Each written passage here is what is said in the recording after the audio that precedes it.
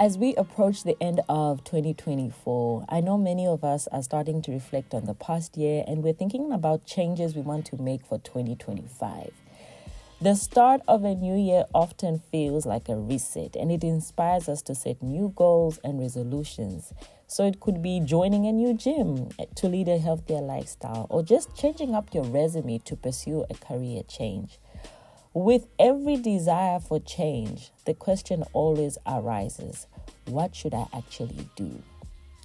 In order for us to stick to our resolutions, it's important to understand what we are truly called to do. And as a Christian, I've often wrestled with the question of my purpose.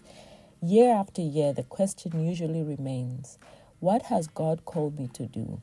Are there things that I need to be doing, or should I just be doing the things that I love to do?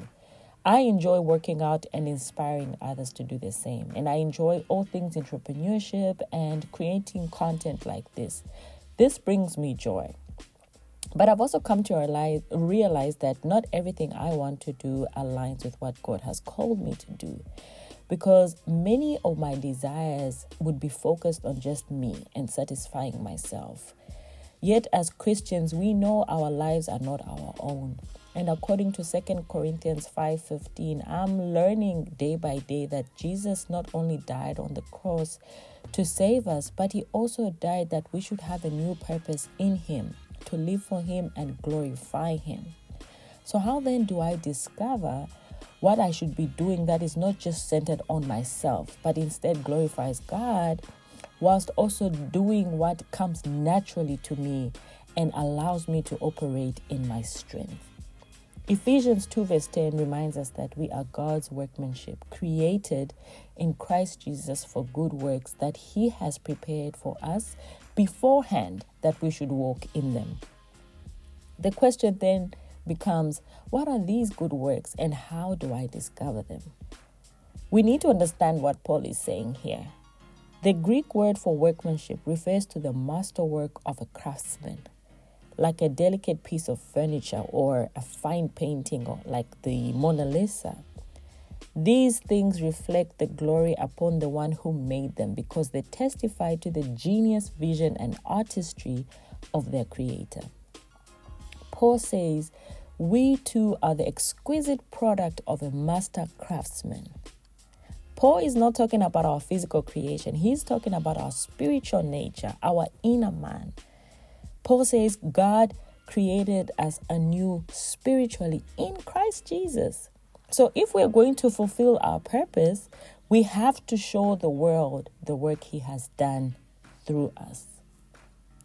Here's an analogy that has helped me understand this better. Think of a buffet. At a buffet, the food is already prepared before you even arrive. The rice, the pasta, the fish, chicken, veggies, all sorts of desserts laid out for you to choose from. This food was prepared beforehand, before you walked into the restaurant. You had no say in what was being prepared. Your taste buds were not even considered. All you needed to do is walk in, purchase your ticket, sit down, and choose from the array of foods that has been prepared for you to enjoy. I love pasta, so the first thing I would choose would be something like mac and cheese or lasagna.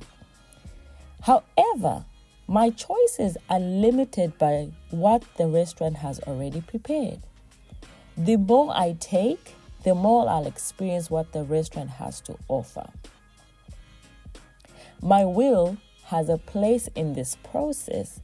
It determines what I select, but my will doesn't create the options. And so similarly, God has already prepared something for you and I to do. He has already prepared beforehand the good works we need to walk in. This menu of good works are the best ways we can glorify God and serve his purpose in blessing others through us. We don't get to define our own path of good works, but we do get to choose which ones we will do. Our Father has set a buffet of opportunities of how we can serve him during our Christian lives. These good works could range from preaching, running a God-centered business, teaching, counseling, whatever it is. As long as you are operating in your strength, it will be giving God the glory. These works have been prepared for you and I because they fit our abilities and they cater to the spiritual gifts that God has given us. The key is to remember that we can't create our good works or create our own menu. We choose the good works from what God has already prepared beforehand for us. I hope that's making sense.